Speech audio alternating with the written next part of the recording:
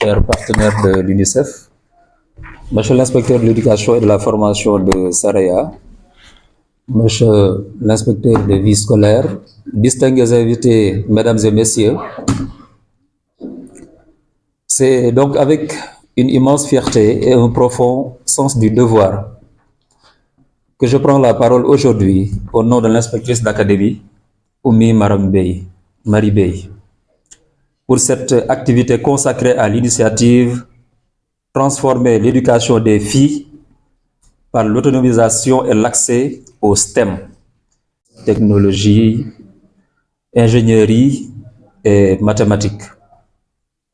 Ces rencontres marquent une étape essentielle dans notre engagement collectif en faveur d'une éducation plus inclusive, une éducation plus équitable et qui est tournée vers l'avenir. Avant toute chose, permettez-moi d'exprimer ma sincère gratitude à chacun d'entre vous, autorités administratives, collectivités territoriales, acteurs de l'éducation, partenaires techniques et financiers, ainsi qu'à toutes celles et ceux qui œuvrent au quotidien pour offrir aux filles un horizon scolaire et professionnel à la hauteur de leur potentiel.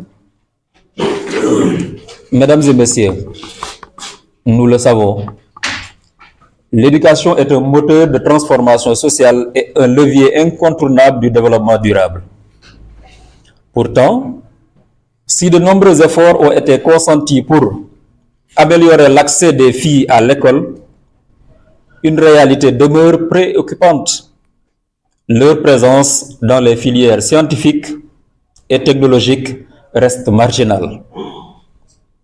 Cette situation n'est pas le fruit d'un hasard, mais bien le reflet de freins culturels, de freins sociaux et économiques persistants, ce qui conditionne trop souvent les aspirations et les choix d'orientation des jeunes filles.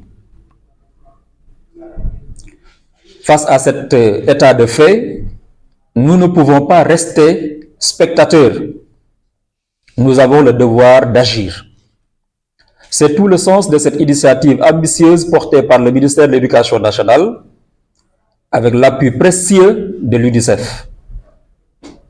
Elle vise à encourager et accompagner les filles dans les STEM en leur offrant des opportunités concrètes d'apprentissage, d'expérimentation et d'autonomisation, tout en favorisant un changement durable des mentalités au sein de nos communautés.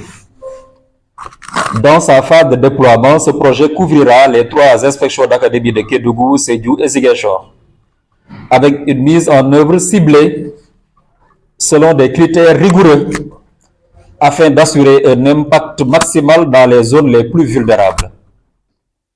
Parmi ces critères figurent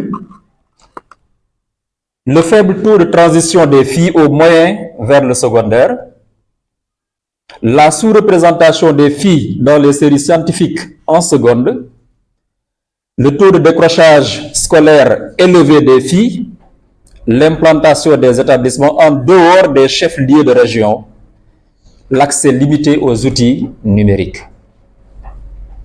Dans le contexte spécifique de la région de Kédougou, l'IF de Saraya a été retenu pour son adéquation avec ses critères et son potentiel de transformation. 10 collèges bénéficieront ainsi d'une intervention structurée visant à offrir des ressources pédagogiques adaptées, un accompagnement des enseignants et des actions de sensibilisation au sein des communautés. Distingués participants, cet atelier que nous lançons aujourd'hui est bien plus qu'une simple rencontre technique. Il est un espace de dialogue, de partage et de co-construction où chaque voix compte. Nos échanges permettront de clarifier et affiner les objectifs stratégiques du projet, renforcer l'adhésion et l'implication des acteurs locaux, définir ensemble des mécanismes de suivi et d'évaluation, garantissant la durabilité de nos actions. L'éducation des filles n'est pas seulement une question d'équité, c'est une nécessité absolue pour le développement de notre pays.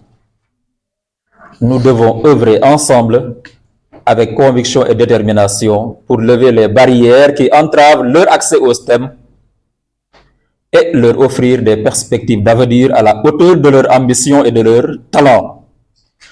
Je suis persuadé qu'au terme de cet atelier, nous aurons tracé des orientations claires et adopté des engagements forts pour faire de cette initiative un véritable levier de transformation. C'est sur cette note d'espoir et de mobilisation que je voudrais inviter tous les participants à une participation active et